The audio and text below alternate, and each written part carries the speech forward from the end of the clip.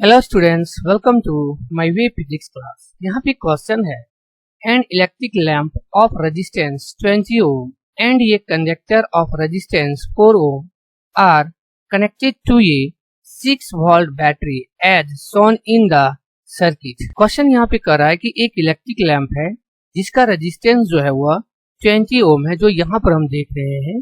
दूसरा, एक कंडक्टर का रेजिस्टेंस है जिसका वैल्यू दिया है वो है 4 ओम है, जो ये कनेक्टेड है दोनों 6 वोल्ट बैटरी के साथ। हमको जो है यहाँ पर कैलकुलेट करना है number A, total resistance of the circuit. मतलब इस पूरे सर्किट का जो है वो हमको रेजिस्टेंस निकालना है कि कितना इस सर्किट का रेजिस्टेंस है। नंबर बी में हमको निकालना है the current through the circuit.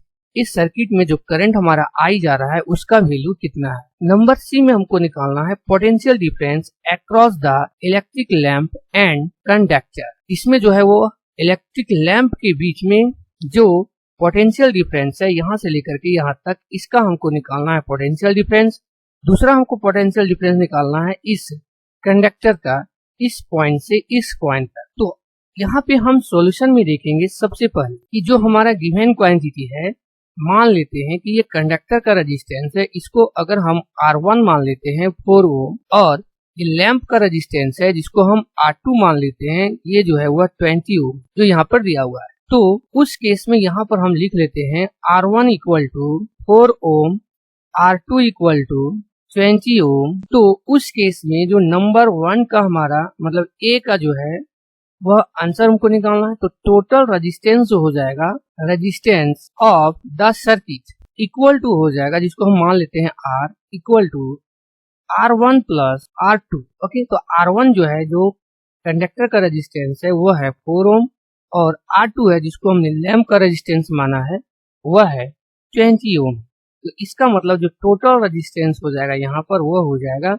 24 ओम हो जाएगा, जो ए नंबर का जो है वह आंसर। बी में हम देखेंगे, यहाँ पर बी में हमको निकालना है करंट। ये जो करंट हमारा इसमें आई जा रहा है, इस आई का वैल्यू जो है वह कितना है उसको हमको यहाँ पे निकालना है। तो ऑलरेडी यहाँ पे हम देख रहे हैं कि इस सर्किट में जो पोटेंशियल है वह हमारा दिया हुआ है, वह V इक्वल टू दिया है 6 वोल्ट। ओके, अभी हमने जो है इसका टोटल रेजिस्टेंस निकाल लिया है, वह निकाला है R इक्वल टू 24।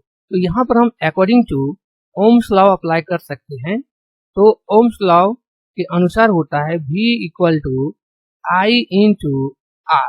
ओके, तो I इक्वल टू हो जाएगा वह हो जाएगा V बाय R हो जाएगा। तो V का वैल्यू है वह है 6 वोल्ट और R का वैल्यू है वह है 24 है। ये कट जाएगा यहाँ पे, ये हो जाएगा 4।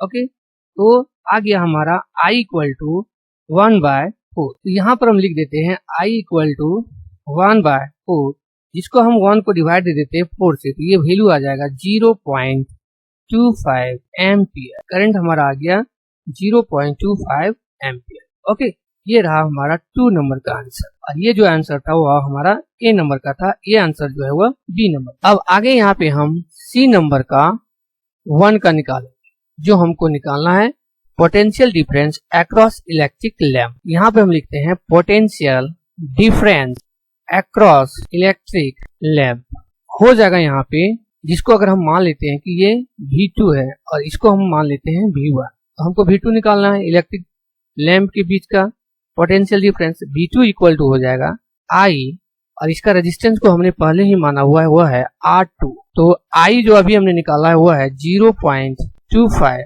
और R2 है वह है 20 के डेसिमल को अगर हम हटा देते हैं तो ये आ जाता है 100 बाय। ये हो जाएगा 1 से चला जाएगा, ये चला जाएगा 4 से, ये 1 4 जा, ये हो जाएगा 5 4।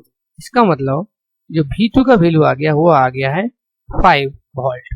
यहाँ पे हम लिख सकते हैं V2 इक्वल टू 5 वोल्ट। मतलब potential difference across the lamp जो है वो आ गया है हमारा 5 वोल्ट। अब सी का जो है हमको 2 नंबर निकालना है, जो हमको पोटेंशियल डिफरेंस निकालना है अक्रॉस कंडक्टर। यहाँ पे लिख लेते हैं पोटेंशियल डिफरेंस अक्रॉस कंडक्टर। तो इसको हमने यहाँ पर माना है V1। तो V1 इक्वल टू हो जाएगा I, और इसका रेजिस्टेंस को हमने पहले ही माना हुआ है वह है R1। तो I जो है वह है 0.25 जो अभी हमने यहाँ पे निकाला है, और इसका रेजिस्टेंस जो दिया है R1 वह है 4 ओम। तो यहाँ पर अगर इस डेसिमल को हटाएंगे तो ये फिर हो जाएगा बाय में 100, ये फिर हमारा कट जाएगा, यहाँ हो जाएगा 4, ये 4 और ये 4 कट जाएगा। तो यहाँ पर जो वैल्यू आ जाएगा हमारा वह आ जाएगा 1। ओके, तो ये हो जाएगा 1 वोल्ट। इसका मतलब V1 जो है वह हमारा है 1 volt. Okay, thank you all of you.